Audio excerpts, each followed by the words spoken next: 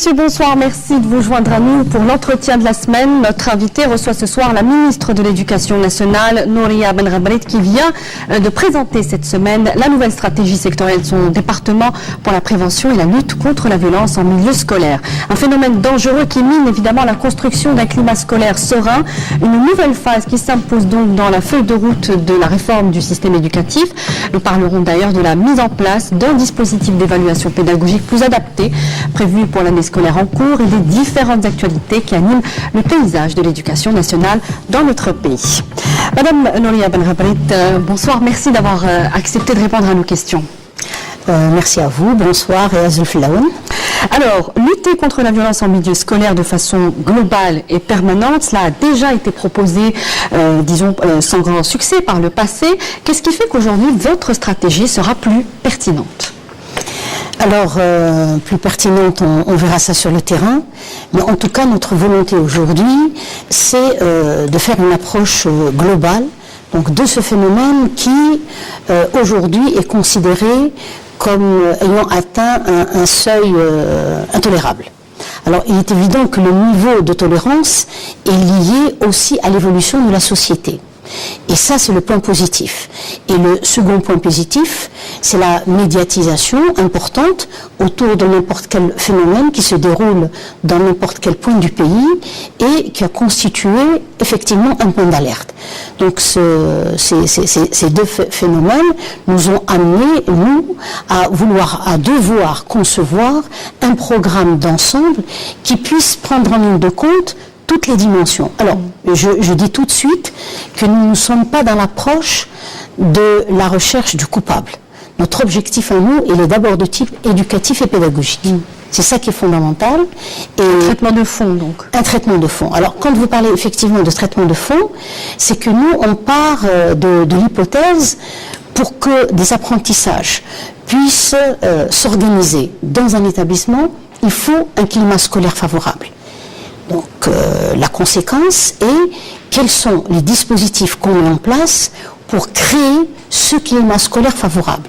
Je dis bien, il se crée, il n'est pas donné, mais il se crée. Alors, il y a des dispositifs de type réglementaire, éducatif, pédagogique et socioculturel, dans lesquels nous nous sommes engagés. Et évidemment, là-dessus, il y a le constat qu'on fait, c'est qu'il y a plein d'informations, il y a plein de vidéos qui circulent effectivement sur Facebook et sur lesquelles nous sommes extrêmement attentifs. Elles traduisent une réalité. Elles traduisent une réalité, mais elles ne traduisent pas l'ampleur du phénomène.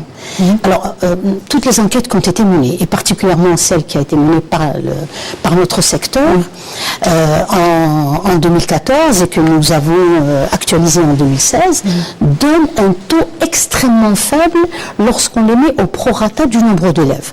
On ne dépasse pas les 0, à tous les niveaux. Mais par contre, ce qu'on a su, c'est que ces violences sont plutôt dans l'espace du collège, d'abord, ensuite du primaire et en dernier lieu au niveau du secondaire. Deuxième constat, c'est que ces violences touchent d'abord les élèves entre eux.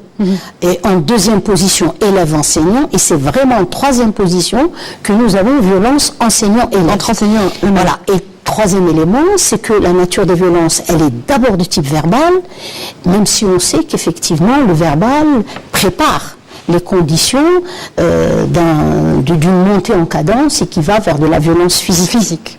Alors, vous parlez justement de cette étude qui a révélé l'ampleur de ce phénomène de violence dans les établissements scolaires. 52%, c'est le chiffre de cas enregistrés en 2016 dans le cycle moyen. Sait-on aujourd'hui pourquoi les établissements, les collèges sont visés plus particulièrement Alors, juste une petite précision du point de vue méthodologique. Alors, 52%, quand on prend l'ensemble des actes de violence dans les 3 cycles, le collège représente 52%.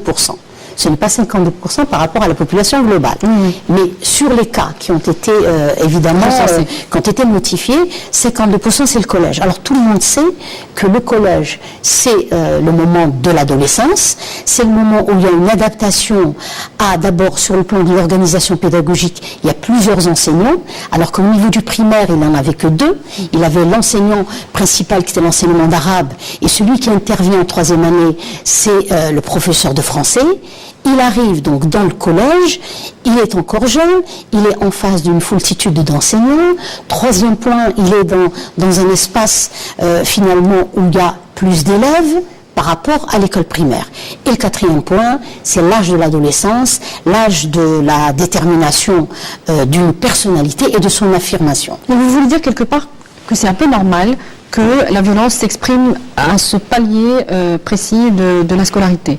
Alors, il est peut-être aussi important qu'on puisse définir la notion de violence, parce que les incivilités sont mises aussi sur le registre de la violence. Je crois que ce qui est intolérable, véritablement, c'est en position numéro 1, les violences physiques et les violences d'ordre verbal qui peuvent nuire à la confiance de soi chez l'élève. Alors là-dessus, je pense que peut-être que la difficulté que nous avons, elle est à 3 niveaux. La première, c'est que tous les textes qui réglementent la relation pédagogique sont assez anciens.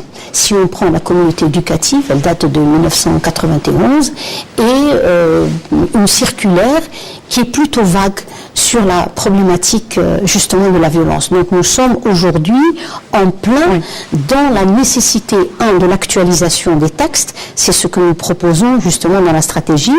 Et le 2e point aujourd'hui, c'est qu'au niveau du corps d'encadrement, au niveau chef d'établissement et enseignant, nous sommes confrontés à une difficulté où finalement il y a à définir en sus de la réglementation, ce qu'on appelle un peu à identifier le tolérable, du conjoncturel, du structurel, de ce qui au contraire ne devrait pas être toléré. Alors je m'explique très rapidement. On est aujourd'hui, nous faisons face à énormément de parents qui déposent des plaintes, qui remettent en cause, qui eux-mêmes sont agressifs et entrent dans le milieu scolaire et pédagogique. Alors là-dessus, ce qu'il faut vraiment savoir, non seulement au niveau de l'enseignant, mais aussi au niveau de l'élève et au niveau des parents, c'est les seuils de tolérance. C'est le seuil de tolérance.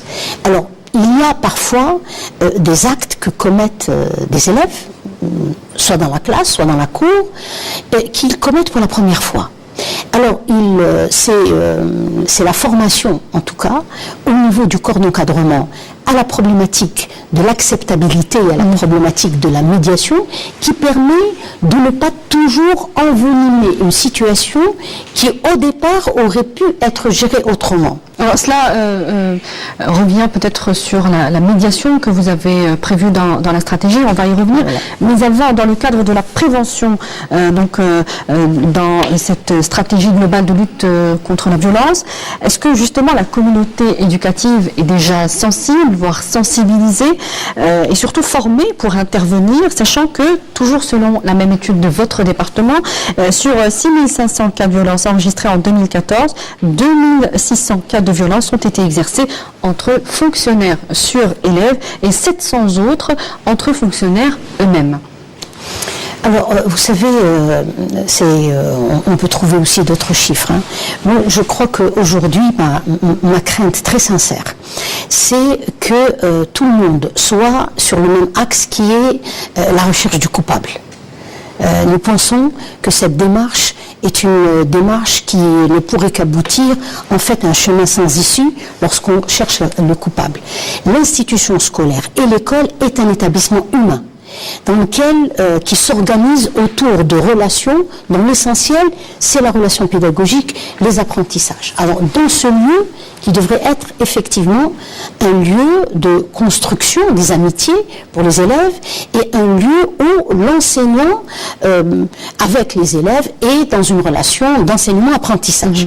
Le danger et ma crainte aujourd'hui, c'est que ces liens soient cassés.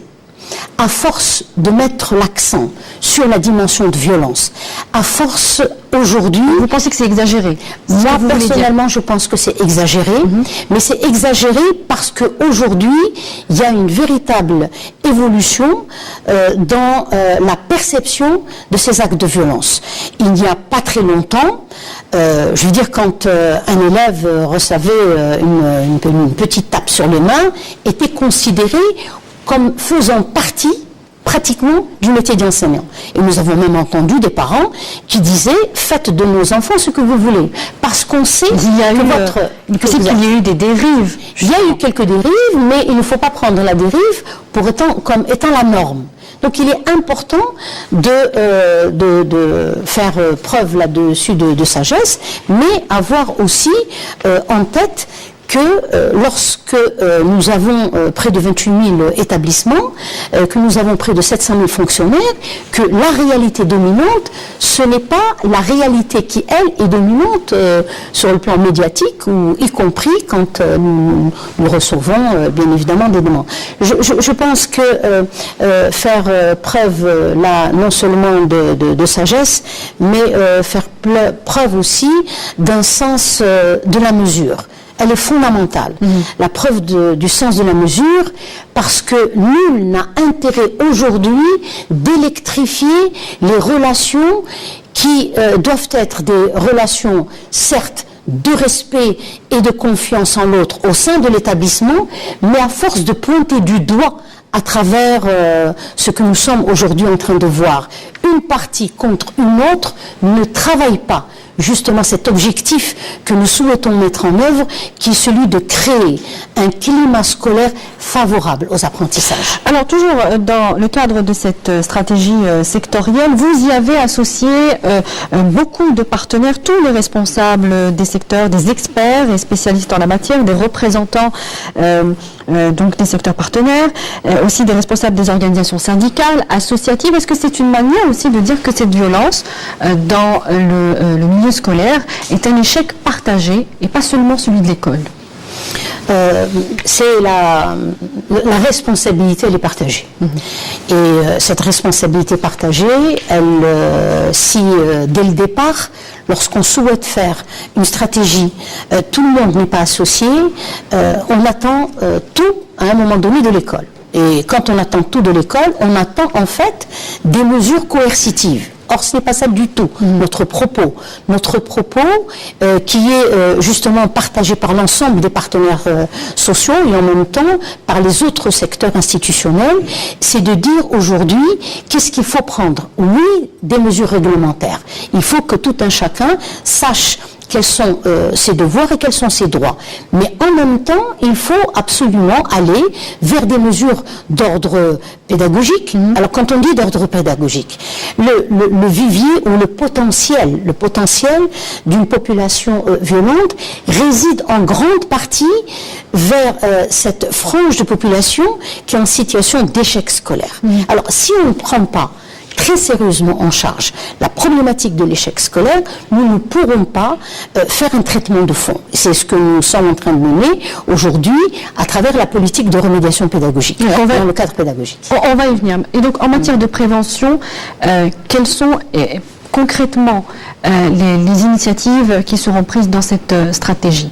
Vous avez par exemple évoqué les activités extrascolaires, vous avez beaucoup insisté sur cela. Est-ce que vous pensez que c'est une solution ça peut être une des solutions contre la violence en milieu scolaire? C'est une et je peux même aujourd'hui me permettre de dire que c'est une solution essentielle.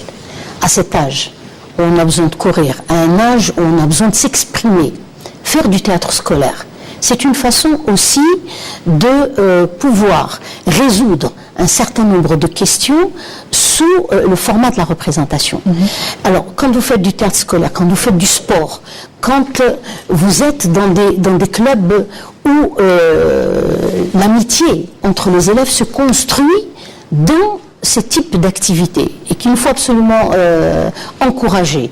Et dans les activités scolaires, nous avons aussi les sorties qu'il faut absolument renouer avec. Aller dans des musées, faire des sorties qui sont d'ordre éducatif, pédagogique, mais en même temps culturel, voir un film ensemble, en débattre. travaille aussi la dimension scolaire. Elle la travaille comment? Elle la travaille en donnant la possibilité à cet élève de s'exprimer. Donc toutes les compétences de communication peuvent être acquises à l'intérieur et grâce à ces activités scolaires. Elles leur permettent aussi, à cet âge-là, où on est en demande de reconnaissance de ces compétences et en demande de construction d'une dimension relationnelle. Et ça, c'est essentiel. Et on sait que les enfants, aujourd'hui, sont avec les jeux vidéo et avec leur smartphone, tout le temps dans une relation virtuelle, individuelle, alors que l'école permet de construire, justement, ces relations dont ont tant besoin les adolescents aujourd'hui. Est-ce qu'il y aura un renforcement aussi du rôle des psychologues en milieu scolaire? Est-ce que c'est prévu dans cette stratégie qui interviendrait en tant que médiateur, puisque la médiation est aussi un point central donc dans cette nouvelle stratégie?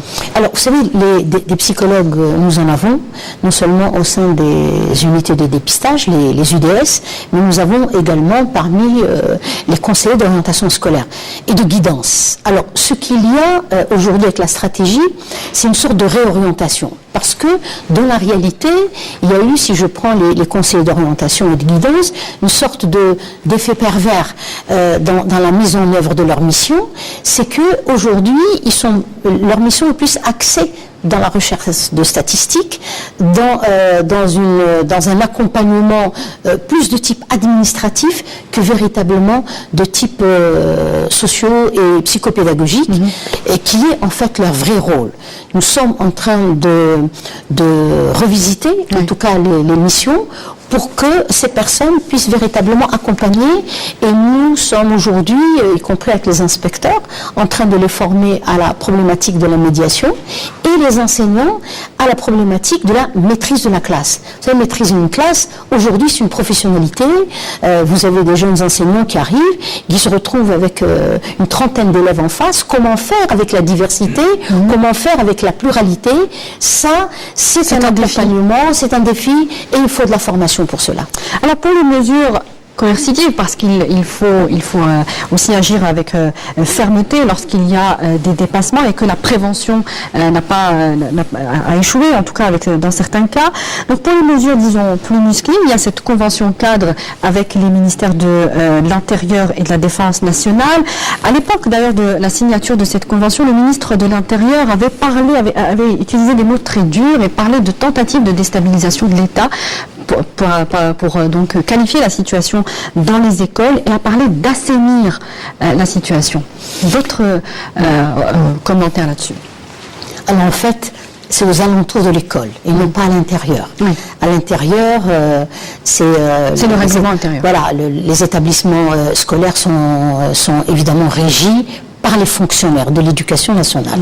Ce qui était important dans la signature de cette convention, c'est lorsque il y a une identification, soit d'une situation potentielle de violence ou d'une situation qui, elle, se mène, cette identification, lorsqu'elle est menée, c'est tout le processus, finalement, de la prise en charge qui était un peu opaque. Donc avec cette convention, nous avons le policier référent que le chef d'établissement doit contacter immédiatement, et le chef d'établissement, il est saisi donc par l'enseignant qui, lui, pour nous, joue de manière fondamentale un rôle d'alerte. Parce que celui qui, 3, 4, 5 heures est en face de l'élève, c'est l'enseignant. Et son rôle à lui, ce n'est pas un rôle de prise en charge, mais un rôle d'identification et d'information des autorités pour que justement puisse s'installer cette prise en charge. Alors, par rapport à la violence à l'école, elle serait la conséquence de la mixité. Cela a été dit lors d'une conférence sur ce thème à la Bibliothèque nationale d'Alger mercredi dernier. La tenue de cette conférence, la tenue même a soulevé un tollé dans les réseaux sociaux.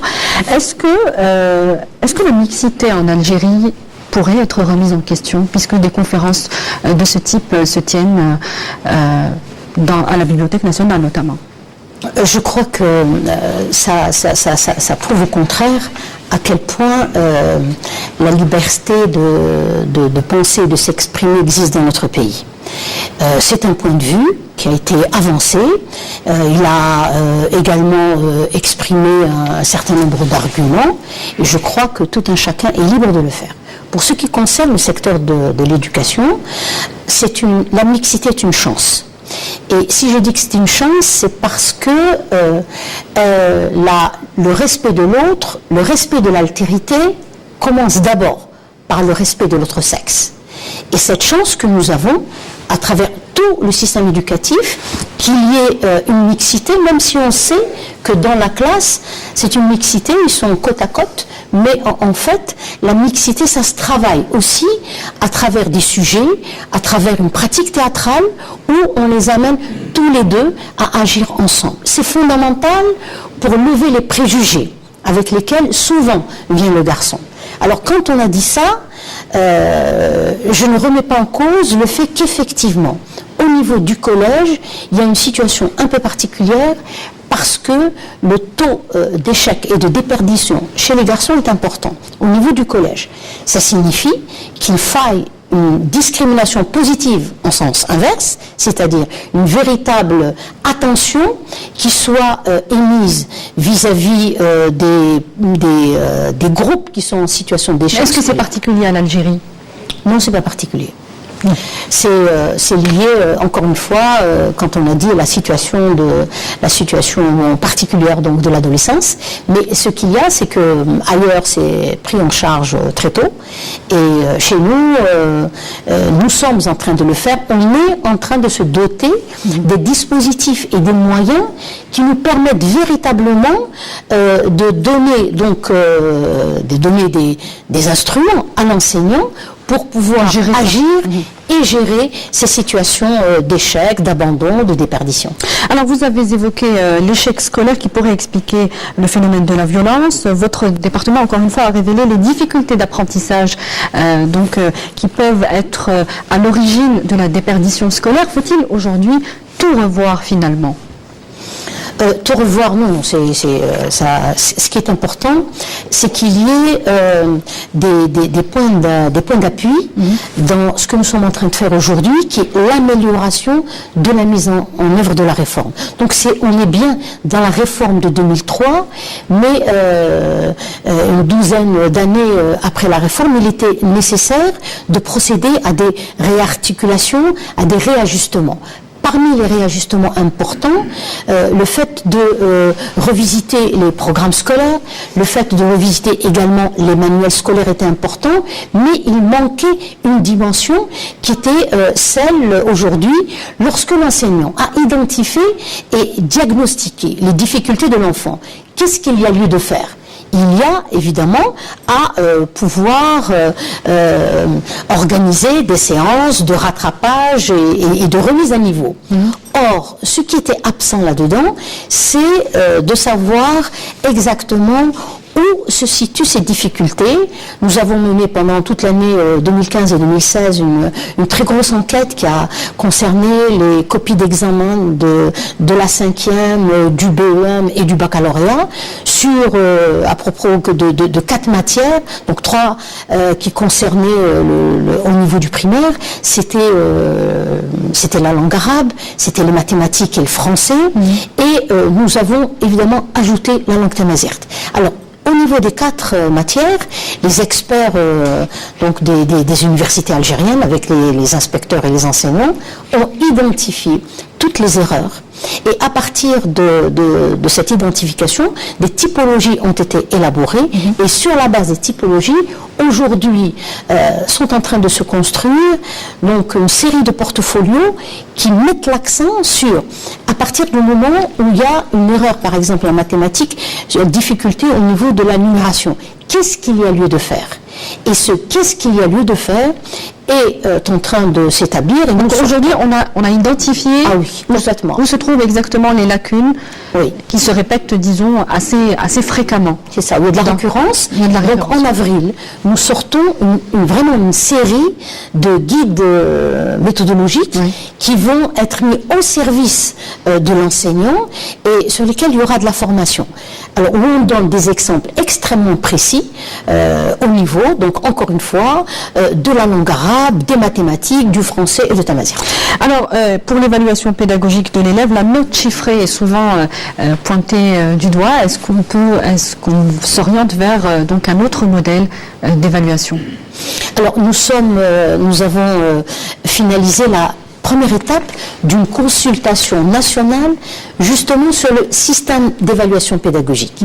Alors, ce que je peux dire, c'est que aujourd'hui, près de 95% des enseignants du primaire et du collège ont répondu à un questionnaire que nous leur avons adressé, et ce questionnaire était divisé en deux parties. Une première partie pour bien comprendre le système qui aujourd'hui est mis en œuvre au niveau des pratiques de classe. J'ai été agréablement en tout cas surprise que par rapport en tout cas à ce qui se dit de manière courante, que ce ne sont pas tous les enseignants, quand ils posent et quand ils ont une interrogation écrite ou une composition, leur objectif, c'est pas simplement de mesurer le niveau de restitution de l'élève, et qu'au contraire, ils prennent en ligne de compte aussi la méthode, comment il résout le problème, et ça c'est extrêmement positif. Et la partie qui est seconde, qui est la partie propositionnelle. Parce que globalement, il y a un consensus autour de ce point, de se dire qu'il y a majoritairement c'est la compétence de mémorisation qui est plus mise en avant, plus sollicitée dans le cadre du système d'examination et d'évaluation, et qu'il fallait autre chose. Alors la deuxième partie de cette consultation nationale, donc la première partie, nous sommes en ce moment en train de déployer le questionnaire, et il y a 317 407 enseignants qui ont très exactement répondu à ce questionnaire. Alors notre deuxième partie, qui commence très bientôt, c'est de créer un climat de débat au niveau de l'école entre les enseignants pour nous répondre qu'est-ce qu'ils considèrent comme étant le meilleur système d'évaluation. Je veux dire, notre objectif, c'est d'avoir leurs propositions, mais à partir d'un débat. Qu'ils sont les mieux, tout à fait, les mieux adaptés pour répondre directement à la question. Alors, non seulement les mieux adaptés, mais si on a envie d'aller vers du changement, il faut que les premiers concernés puissent, eux, émettre leurs avis. Et la deuxième étape, elle est organisée ainsi. Donc, premier débat, c'est au niveau de l'école, synthèse au niveau de la circonscription, ensuite au niveau de la wilaya, ensuite au niveau de la région, et on arrivera en fait à fin avril à organiser une rencontre nationale où nous présenterons non seulement les résultats de l'enquête quantitative, et la seconde, l'enquête quali, avec les propositions, avec l'espoir, à partir de la rentrée 2017-2018, qu'on puisse justement élargir notre système d'évaluation pour prendre en compte les compétences de communication, les compétences en matière de production. Il y a des enfants qui sont très innovants, il y en a d'autres au contraire qui s'expriment très très bien. Et le fait de prendre en compte cette palette de compétences, je suis persuadée aussi que le niveau d'échec de l'enfant va diminuer. Alors on va avancer un petit peu rapidement puisque le temps qui nous est imparti est bientôt terminé. Les élèves placés en préscolaire public et ceux dans les écoles coraniques n'arrivent pas à l'entame de la première année primaire avec le même niveau. C'est votre déclaration, Madame Benrabait, d'où la priorité de la généralisation du préscolaire. Donc d'abord, avez-vous une échéance pour cette généralisation? Pour commencer, on va parler d'abord du préscolaire. Oui, alors vous savez, dès 2014, nous avons eu pour objectif d'aller vers la généralisation du préscolaire.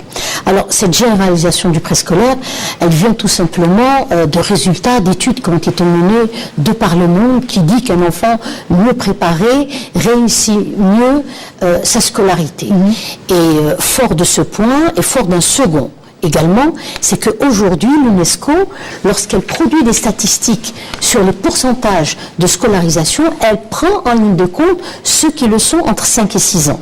Donc il était absolument essentiel pour nous, même si le préscolaire n'est pas obligatoire, mais d'aller vers sa généralisation. Et je peux vous dire qu'au jour d'aujourd'hui, nous sommes à presque 55%, mais dans certaines wilayas, on est à 95% de taux de préscolarisation. Alors, il fallait s'appuyer sur des ressources qui existent à l'échelon national dans d'autres institutions. D'abord, il y en a dans les différents ministères. Je prends l'exemple du ministère de l'Intérieur, qui a également des classes, ils ont des établissements de préscolaire. Il y a des entreprises, le privé, bien évidemment, participe là aussi à ce programme, mais là où il y a aussi un potentiel et un vivier important, c'est dans les écoles coraniques. Donc il y a une modernisation, puisqu'ils sont passés des koutab aux écoles coraniques, qui aujourd'hui ressemblent beaucoup aux écoles. Et la discussion et les débats que nous avons eus avec le ministre des Affaires religieuses, c'est de dire comment nous pourrions prendre appui sur cet élément positif où beaucoup de familles algériennes envoyaient leurs enfants dans les écoles coraniques, de devoir leur donner une valeur ajoutée. La valeur ajoutée, c'est justement de pouvoir mettre en œuvre un programme commun, celui qui est défini par le ministère de l'Éducation nationale. Donc vous voulez en faire des écoles préparatoires? Alors pas toutes. Alors on a dit que c'était vraiment un acte volontaire. De la labellisation, elle est liée à la mise en œuvre de ce programme élaboré par le ministère de l'Éducation nationale.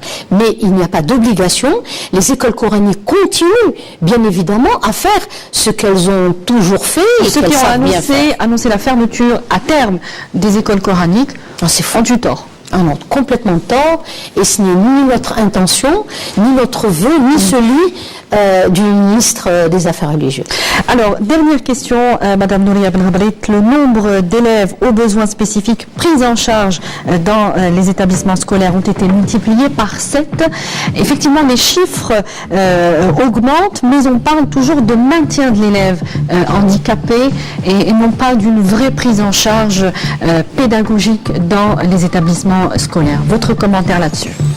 Alors là, il est vrai, nous faisons des choses, mais nous le faisons insuffisamment. Et nous le faisons parce qu'en fait, nous avons des contraintes. Et parmi les contraintes aujourd'hui, c'est la disponibilité en termes infrastructurels à l'intérieur des établissements, c'est l'indisponibilité d'un corps d'encadrement spécialement formé dans cette tâche.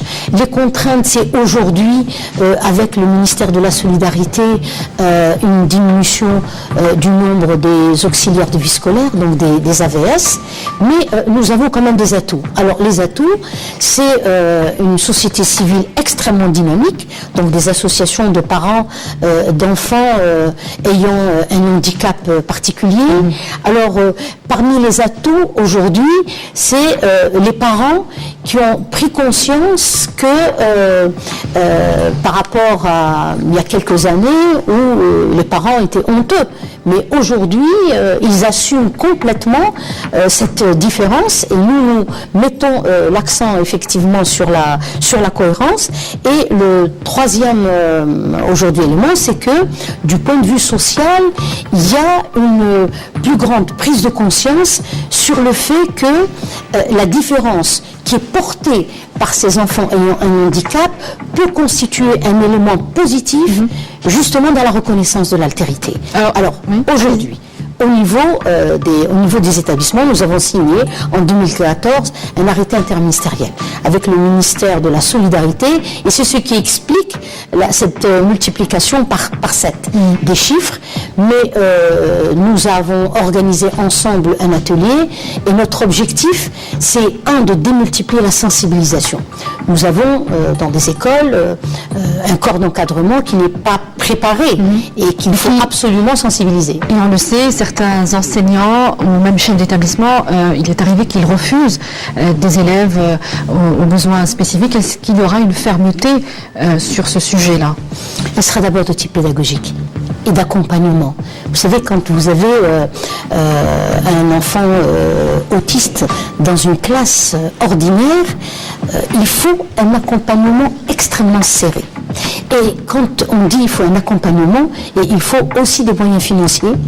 Et je pense que c'est un excellent investissement parce qu'aujourd'hui, les sociétés sont évaluées aussi par rapport à leur niveau de prise en charge de la différence.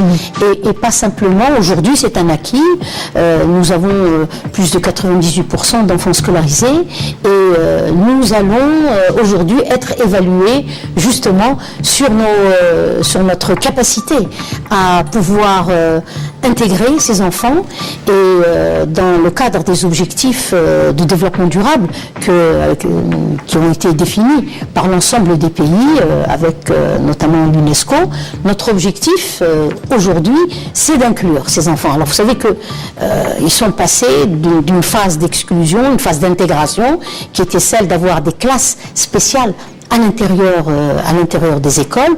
Comment aller de la classe spéciale vers l'inclusion de ces enfants dans des classes ordinaires? Alors ils évoluent très très bien, ils évoluent vite, à condition d'être accompagnés. Et on va terminer là-dessus. Madame Nouria Benrabrit, vous êtes ministre de l'Éducation nationale. Merci d'avoir répondu à nos questions ce soir. Merci à vous. Merci à vous également de nous avoir suivis. Je vous rappelle que l'émission est en replay sur les www.entv.dz. On se retrouve la semaine prochaine pour un nouveau thème. Très bonne suite des programmes. Bonsoir.